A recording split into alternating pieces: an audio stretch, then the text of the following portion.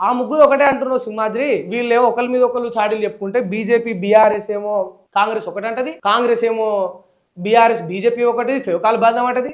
ఇక బీజేపీ అయితేనేమో బీఆర్ఎస్ కాంగ్రెస్ రెండు ఒకటే అని అంటది. ఇట్లా ఒకరు మిగతా ఇద్దరు ఒకటని చెప్తా ఉన్నారు. మరి నువ్వేమో ముగ్గురు ఒకటే అంటున్నావు. మరి ముగ్గురు ఒకటే అయితే మరి వేరు వార్డుల్లో ఎవరు, వేరున్నోళ్ళు ఎవరు అంటే ఈ మూడు పార్టీల యొక్క కార్యకర్తలు. పొట్టు పొట్టు బూతులు తిట్టి మైకు దొరికిన కాడ ఇక అడ్డమైన మాటలన్న అన్న రేవంత్ రెడ్డి గారు కేసీఆర్ గారు అసెంబ్లీలో ఎదురుపడితే ఏం చేశారు మీ అందరూ చూసిరా? ఇగో ఇట్లా దండాలు పెట్టారు. ఇట్లనే ఇట్లా వచ్చిండు, ఇట్లా అన్నాడు, ఇట్లా నవ్విండు, పోయిండు, అయిపోయిందా?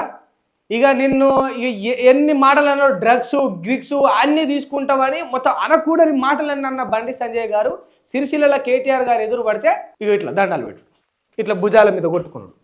ఇట్లా ఇది జరిగింది.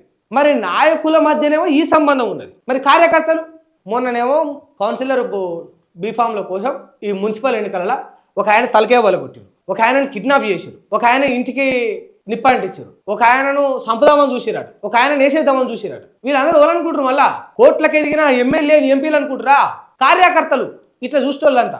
రాజకీయంగా 100 విమర్శలు చేసుకున్నా, నువ్వు మీ ఇద్దరు ఒకటి మీరిద్దరు ఒకటి అని ఒకడొకటి ఎన్ని అనుకున్నా కూడా వాళ్ళు ఎన్నడూ కూడా దిగజారిపోయి కొట్లాటలకు పోరు.